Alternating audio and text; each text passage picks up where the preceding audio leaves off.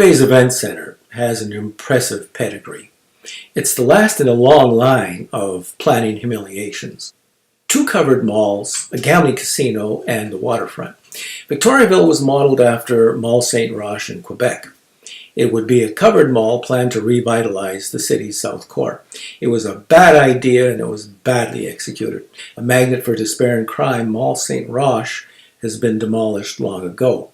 Victoriaville stands today. 17 businesses failed when it opened, and those were its good days. It never made a profit, and while Mall Saint-Roch is today a thriving neighborhood, Victoriaville stands at the epicenter of despair and crime, a permanent tribute to planning mistakes that last forever. Keskis, Thunder Bay's North Core revitalization project, failed in the 1990s. It was sold for $1 and it was demolished, paving way for Thunder Bay's next sure planning bet, a gambling casino.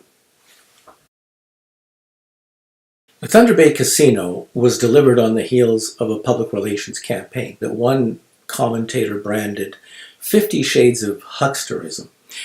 Other communities now use the Thunder Bay experience as reasons not to invite a casino into their towns. Tourists would come to the Thunder Bay Casino, we were told, by the busload. They would shop in our stores, they would eat in our restaurants and sleep in our hotel rooms. It would be an economic driver. Just build it and they will come. Well, we built it and they didn't come. So what went wrong? What went wrong was Thunder Bay doesn't have a significant catchment area. While a city like Sarnia, with a massive neighboring population, sees visitors approaching 55%, visiting patrons account for less than 10% of the Thunder Bay facility. And the take from the Thunder Bay Casino, that would be the city's take, amounts to about 5%. Support from the small business community, which approached about 80% approval in the beginning, fell to 80% disapproval now. Then the casino profits are almost exclusively drawn from the struggling economy that it was meant to enhance. But with it, the city's notion of establishing an entertainment district was firmed up, allowing it to move on to its next planning venture, the waterfront. So here was the plan. Land would be reclaimed from Lake Superior and taxpayers would pony up about $60 million for its landscaping and the development of the public elements. For its part, the private sector would build a hotel, 2 condominiums, a spa, a wellness center, 45,000 square foot indoor water park, and commercial spaces including a market square, and would acquire a lease of up to 99 years for the railroad station, the only historic building in the development. We never got the water park. Gone apparently also is the market square in deference to a parking lot. Commercial spaces seem to have been negotiated away, and the spa or the wellness center may show up perhaps in future redevelopment of the railroad station. Council presented the City of Thunder Bay with a dream. Developers presented the corporation of the City of Thunder Bay with a financial reality. Business-wise, the dream and the vision didn't pencil out, leading one councillor to say, "We spent $60 million to privatize the waterfront." After the 2010 election came the big surprise. It was revealed that the public portion of the waterfront, promised to be on course before the election, turned out to be outrageously over budget again after the election. The mayor said he believed that the voters were deceived. Deceived. Does that mean lied to? Why do people have to tell lies? Usually it's because they want something. They're afraid the truth won't get it for them. Apparently not. According to the city manager, the city was just being optimistic. Quite frankly, he said, I don't think we were being realistic. And so it was the origin of the city's January surprise. No bad news before an election. It's clear that Thunder Bay has had more than its fair share of growing pains. In fact, projections suggest that we may not even be growing at all. As a matter of policy, solutions to complex urban problems have been oversimplified at City Hall and reduced in the minds of city councillors to grand solutions, the impact of which city planners are simply incapable of fully understanding.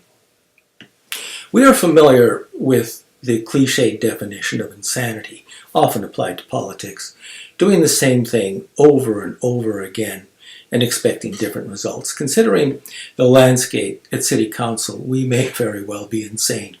With the exception of one ward councillor, all the incumbents have served multiple terms. No amount of experience can offset the incompetence or weak leadership or the complacency brought with time. The councillor's position was never meant to be a golden rice bowl, communist China's proverbial job for life. And all this has led to a culture of privilege and concealment at City Hall.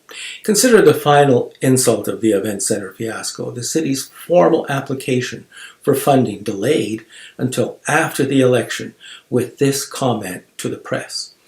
The federal government's been very clear that funding a pro team is something that they have no appetite for. We're cognizant of that, but we're still of the view that we're putting our applications forward and see where the funding comes out. It wasn't pro teams noted as objectionable, it was professional sports facilities. The event center was a professional sports facility. On cue, a reply from FedNor came dated January the 21st, which the city waited until March to publish, excoriating the public servant who wrote it. The January surprise, no event center, time released. These January surprises appear to require a degree of coordination between council and administration. If this is so, who can we trust? It seems neither council nor administration look on citizens as shareholders in this operation. We're not even sharecroppers. We're cows to be milked, and we're not entitled to moo too much in the process. That might be considered negative. Was anyone really surprised when City Council went into closed session with administration and announced that the city would not adopt a code of ethics? They cannot even tolerate that small, reasonable constraint on their behavior. Why would anyone be against a code of ethics? Many cities have them. You can look them up on Google. Then ask yourself why City Council might object to the requirements of honesty, transparency, truth, respect, and integrity in the course of their public undertakings. We owe it to the people who built our community from scratch to draw a line under this humiliating chapter of our city's history.